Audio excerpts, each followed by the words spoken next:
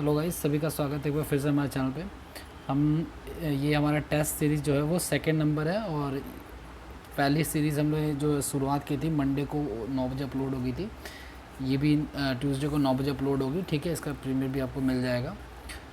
Premiere मिल ही गया होगा तभी आप लोग यहाँ पे आए हैं, ऑब्वियस सी बात है। ठीक है, इसमें हम लोग सेकेंड वीडियो की शुरुआत करने वाले हैं और सेकेंड स्टैटिक जीके के जो है ना इसमें 43 क्वेश्चन अराउंड है। ठीक है, इसमें आपको 42 क्वेश्चन नहीं मिलेंगे और एक क्वेश्चन जो है उसमें नहीं है, वो मैं आपको लिखवा दूँगा। क्वेश्चन नंबर 29 जो है वो उसमें मिस हो गया है। फिलहाल ये क्वेश्चन नंबर 1 है गाइज हमारा, वो है इंटरनेशनल हैप्पीनेस डे किस तिथि को मनाया जाता है। ठीक है, तो इंटरनेशनल हैप्पीनेस डे जो है वो गाइज मनाया जाता है 20 मार्च को। ठीक है, याद रखिएगा आप लोग, 20 मार्च को इंटरनेशनल हैप्पीनेस डे जो है वो मनाया जाता है। दूसरा क्वेश्चन है गाइज हमारा कि बगलिहार बांध परियोजना किस नदी पर स्थित है। तो याद रखना आप लोग, बगलिहार बांध परियोजना जो है वो चिनाब नदी पर स्थित है। ठीक है, पंजाब की जो 5 नदियाँ बहती हैं, रावी, चिनाब, झेलम, सतलज, ब्यास, उसमें चिनाब नदी पे ये बगलिहार परियोजना जो है वो स्थित है। आगे की अगर हम बात करें, नेपाल का संविधान जो है वो कब लागू किया गया था। तो आपको पता है कि रिसेंट में ही नेपाल में डेमोक्रेसी आई है ना। और हमने पहले स्लाइड में नेपाल के पहले प्रधानमंत्री के बारे में भी पढ़ा था। ठीक है, इसमें पहले राष्ट्रपति के बारे में भी एक क्वेश्चन आएगा कि नेपाल का पहला राष्ट्रपति जो है वो कौन है।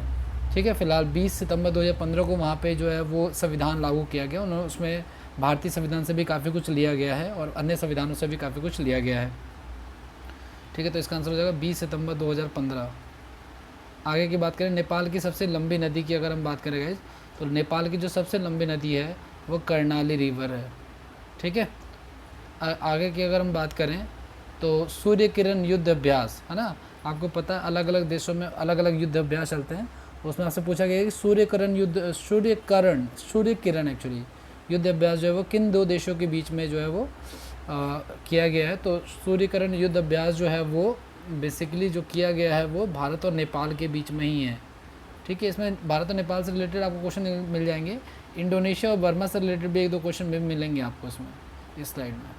प्रधानमंत्री उज्ज्वला योजना की शुरुआत जो है वो कब हुई थी। काफ़ी इंपॉर्टेंट क्वेश्चन है स्ट्रैटेजी के रिगार्डिंग। ठीक है, तो इसका आंसर जो है वो प्रधानमंत्री उज्ज्वला योजना की शुरुआत जो है वो 1 मई 2016 को हो गई थी। ये क्वेश्चन नंबर 6 है आपका। ठीक है,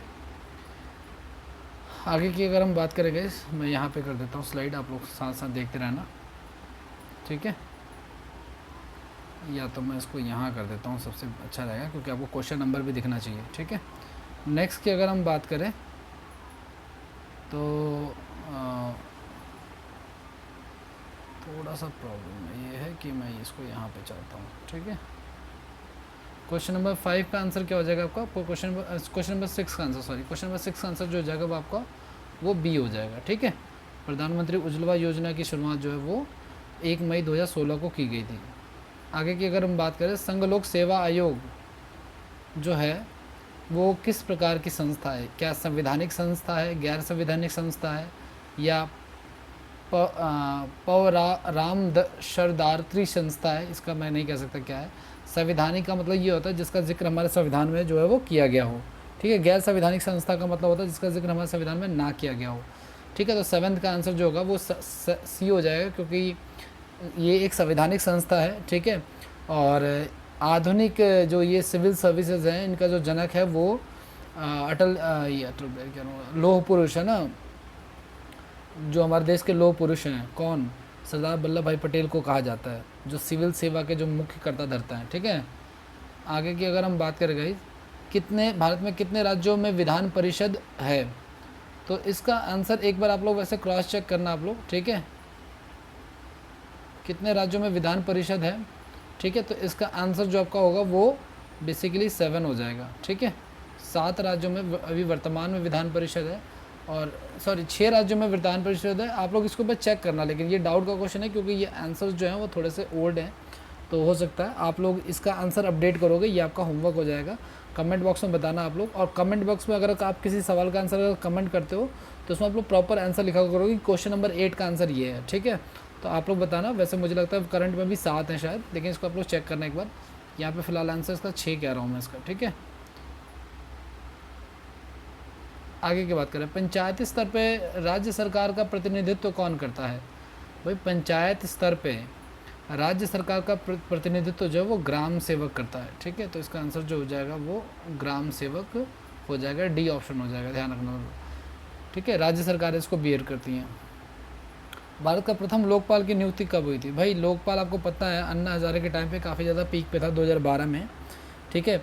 तो मोदी ये जो कांग्रेस की गवर्नमेंट थी उसमें वो लोग लोकपाल को लेके एक अध्यादेश लेके आए थे और इसको उन्होंने पास कराया था, जो कि एग्जीक्यूट हुआ था 2019 में। तो पहले लोकपाल की नियुक्ति जो है वो 2019 में हुई थी, जो प्रधानमंत्री के कार्यों की देखरेख करता है, और राज्य में भी लोकपाल की नियुक्ति कर सकते हैं हम लोग, ठीक है ना। लोकपाल हमने कहाँ से लिया, ये आपका एक क्वेश्चन बनता है, ठीक है। वैसे जहाँ तक मुझे याद है गाइस, तो लोकपाल को हमने स्कैवेंडियाई देशों से लिया, जो कि बहुत इंपॉर्टेंट है। स्कैवेंडियाई देशों से इसका आंसर है। लोकपाल को हमने कहाँ से लिया? स्कैवेंडियाई देशों से। आया हुआ क्वेश्चन भी है ये, ठीक है। कजाकिस्तान की नई राजधानी कहाँ स्थापित की गई है? ठीक है, कजाकिस्तान की जो राजधानी स्थापित की गई है तो 11 का नूर सुल्तान इसका आंसर हो जाएगा, ठीक है। नूर सुल्तान जो है इसकी नई राजधानी है। आगे की अगर हम बात करें गाइस, राजा मिहिर भोज किस वंश से संबंधित थे? गुर्जर प्रतिहार, चालुक्य, पल्लव या राष्ट्रकूट वंश, ठीक है। तो गुर्जर प्रतिहार वंश से संबंधित हो तो इसका आंसर जो हो जाएगा वो फर्स्ट वाला हो जाएगा, ठीक है। आगे की अगर हम बात करें तो सैयद राजवंश के संस्थापक कौन थे? तो एक आता ना सैयद वंश, लोधी वंश, है ना। तो जहाँ तक मुझे लगता है इसका आंसर जो है वो खिजर खां है, बिल्कुल सही आंसर है इसका ये खिजर खां, ठीक है, डी ऑप्शन। सैयद वंश के संस्थापक जो है वो खिजर खां है ना। गुलाम वंश के संस्थापक जो है वो कुतुबुद्दीन ऐबक है। इसी प्रकार से आपको पता है कि मध्यकालीन भारत जो है सल्तनत काल जो है उसमें गुलाम वंश आता है, ठीक है, फिर खिलजी वंश आता है, फिर तुगलक वंश आता है, फिर सैयद वंश आता है, फिर लोधी वंश आता है, फिर मुग़ल आते हैं। सल्तनत काल में मुग़ल को काउंट नहीं किया जाता, ये बात आप लोग ध्यान रखिएगा, ठीक है। आगे की अगर हम बात करें, नेक्स्ट क्वेश्चन की तरफ बढ़ते हैं थोड़ा सा।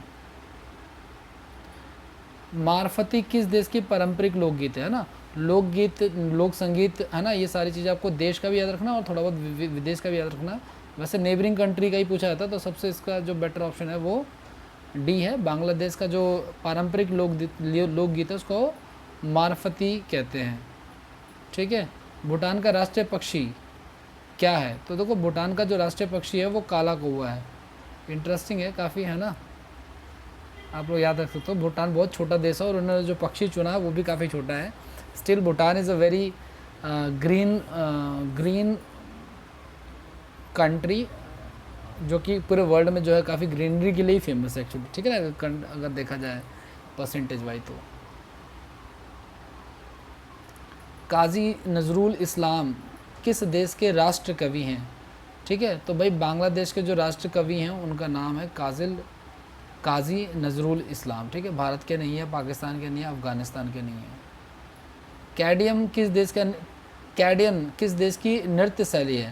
भाई कैडियम जो है वो श्रीलंका की नृत्य शैली है। आपको भारत के आसपास के देशों की नृत्य शैलियाँ जो है ना वो कम से कम आपको याद रखनी है। तो कैडियम जो है वो नृत्य शैली है वो बांग्लादेश की है, ठीक है।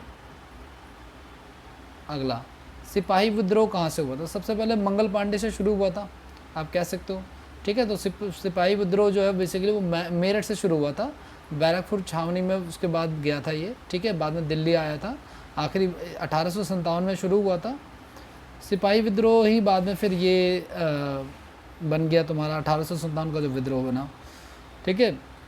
तो आखिरी शासक दिल्ली का जो रहा वो कौन रहा? वो रहा आपका बहादुर शाह जफ़र सेकंड, ठीक है।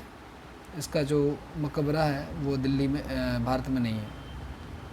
ग्राम पंचायत के प्रतिनिधियों का कार्यकाल कितने वर्षों का होता है? ग्राम पंचायत के प्रतिनिधियों का जो कार्यकाल होता है गाइज वो सेम उतना ही होता है। देखो हमारे देश में जितने भी पॉलिटिकल मतलब कि राजनीतिक जितने भी पद होते हैं उनका जो कार्यकाल होता है वो उतना ही होता है, नॉर्मली 5 वर्ष का ही होता है। आंसर जो है वो 5 वर्ष हो जाएगा। तनाख किस धर्म का पवित्र ग्रंथ है? काफ़ी इंपॉर्टेंट क्वेश्चन है और कई बार पूछा गया है। आपको नॉर्मली मैं बार बार बता रहा हूँ, आपको ये क्वेश्चन जो है आपको पहली बात तो ये करने में डेफिनेटली फ़ायदा होगा, इसको आप लोग लिखते जाना और रिवीजन करते जाना। तनाख जो है वो यहूदियों का जो है वो प्रमुख ग्रंथ है, ठीक है। आगे की अगर हम बात करें तो नेक्स्ट पॉइंट हमारा, प्रथम क्रिकेट में लगातार 6 छक्के लगाने वाला प्रथम भारतीय खिलाड़ी। भाई प्रथम श्रेणी के क्रिकेट में लगातार 6 छक्के लगाने वाला पहला भारतीय खिलाड़ी जो थे वो रवि शास्त्री थे। ठीक है, युवराज सिंह का नाम आता है, लेकिन 6 छक्के लगाने में प्रथम श्रेणी में नहीं थे, उससे पहले भी कोई था जो ये कारनामा कर चुका था। म्यांमार कब स्वतंत्र प्रभुत्व गणराज्य बना? भाई म्यांमार में कब जो है वो किंगशिप को हटा करके जो है वो वहाँ का प्रधान जो है वो बेसिकली चुन के आने लगा। तो म्यांमार का जो ये राजा बना हमारे ठीक आज़ाद होने के ठीक 1 साल बाद म्यांमार भी जो है वो, एक सेकंड ये रहा, म्यांमार भी जो है वो फ्रीडम मिला म्यांमार को 1 साल बाद हमारे होने के। ठीक है, नेक्स्ट है इसका आंसर, अफीम युद्ध किन 2 देशों के बीच लड़ा गया है? तो अफीम युद्ध की जो वॉर है वो चीन और इंग्लैंड के बीच में लड़ी गई थी, अफीम के लिए ही बेसिकली। ठीक है ना, तो इसलिए अफीम युद्ध कहा गया था। मुद्दा अफीम था, ठीक है, कहीं ऐसी जगह पे नहीं हुआ था जहाँ पे अफीम की खेती होती है या उसका नाम अफीम नहीं था, जहाँ पे जिस ग्राउंड में वो हो रहा था। अफीम एक टॉपिक था जिसके ऊपर वो लोग लड़े थे। कन्नौज का युद्ध कब हुआ था? बहुत ही इजी क्वेश्चन है। कन्नौज का युद्ध 1540 में हुआ था। काफ़ी फेमस क्वेश्चन है, काफ़ी बार पूछा गया है। ठीक है, तो इसका आंसर जो हो जाएगा गाइज वो बी हो जाएगा। ठीक है, कन्नौज का युद्ध जो है वो 1540 में लड़ा गया था। ठीक है, आगे की अगर हम बात करें नेक्स्ट की, विल्सन रोग किसकी अधिकता के कारण होता है? ठीक है, तो विल्सन रोग जो होता है ना, देखो रोग 2 तरीके से हो सकते हैं, या तो किसी चीज़ की मात्रा के अधिक होने से या किसी मात्रा के कम हो जाने से होता है। ठीक है, तो विल्सन रोग जो है वो बेसिकली कॉपर के अधिक हो जाने की वजह से होता है। कॉपर की मात्रा अगर बॉडी में अधिक होगी तो आंखों से विल्सन रोग का कह सकते हो आप लोग की आंखें प्रभावित होंगी उससे। ठीक है, आगे की अगर हम बात करें, ब्रिटिश राज और अफगान आदिवासियों के बीच कौन सी युद्ध लड़ा गया था? भाई ब्रिटिशों के बीच में और अफगानों के बीच में। ठीक है, तो एक बहुत ही फेमस जो है युद्ध, आप लोगों ने मूवी भी देखी होगी अक्षय कुमार की, है ना, तो सरगढ़ी का युद्ध जो है वो काफ़ी फेमस है। इसमें तकरीबन 10,000 अफगान थे और 300-400 अफगान थे, कुछ ऐसे 300-400 हाँ अफगान थे। इसमें भारतीय सैनिक ही थे बेसिकली। ठीक है, तो अफगान काउंट होता है वैसे तो, लेकिन भारतीय सैनिक ही है ये।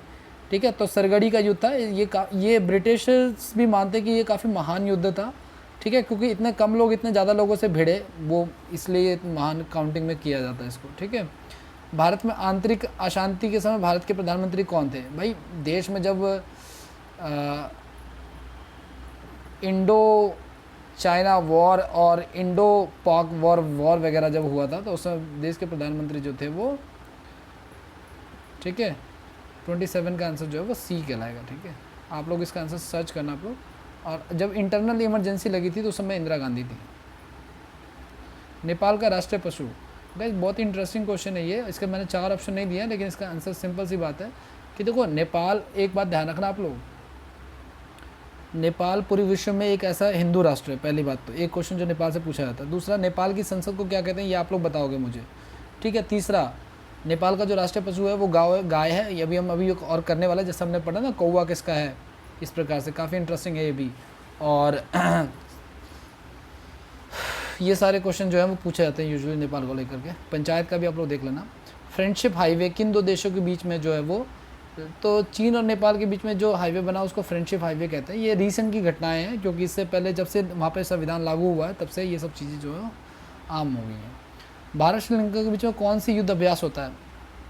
भाई भारत श्रीलंका के बीच जो युद्ध अभ्यास चलते हैं उसका नाम मित्र शक्ति है दोस्त, मित्र शक्ति।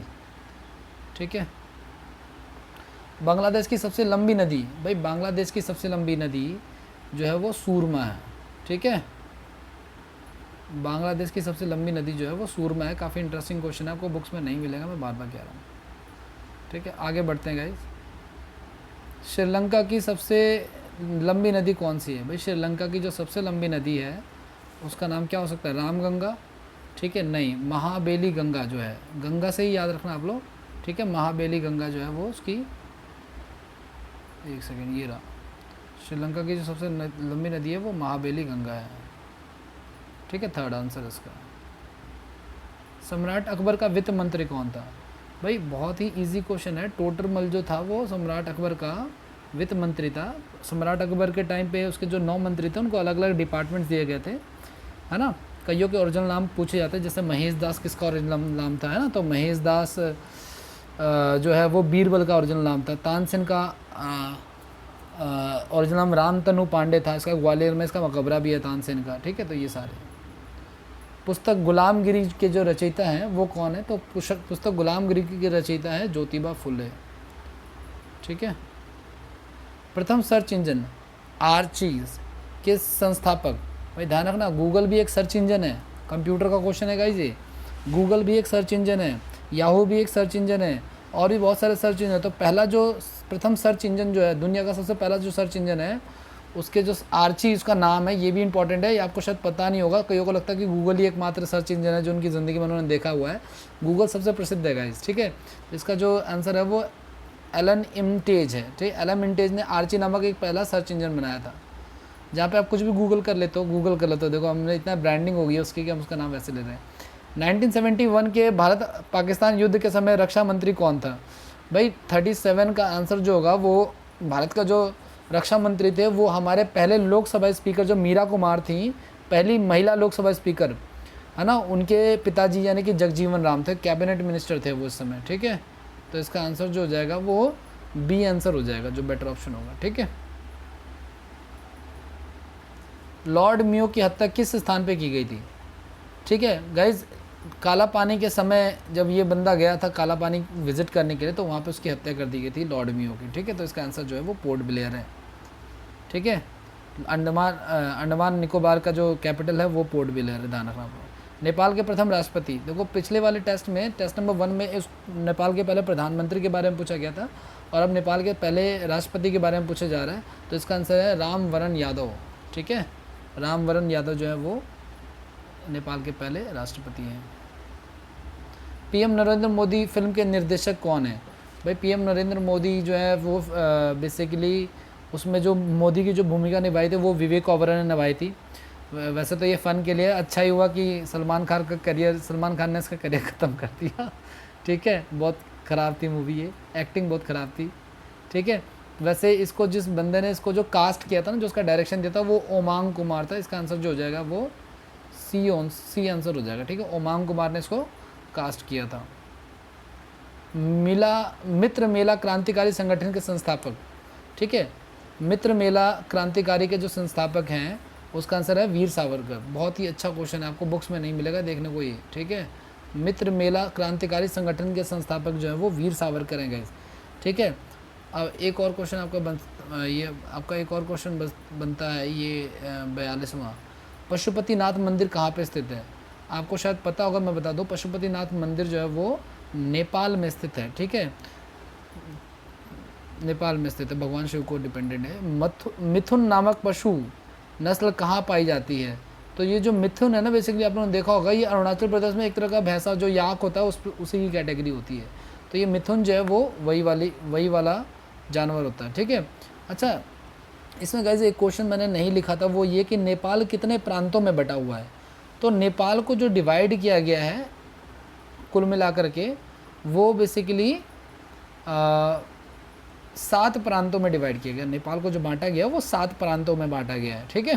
तो ये हमारे कुल मिलाकर, ये हमारा टेस्ट नंबर 2 था गाइस, ठीक है। और इसके हमारे कुल मिलाकर के क्वेश्चन जो हो गए वो हो गए तकरीबन 43, ठीक है। तो पहले के हमारे तकरीबन 40 क्वेश्चन और अब ये 43 क्वेश्चन, टोटल 80 क्वेश्चन के आसपास हमारे हो गए हैं।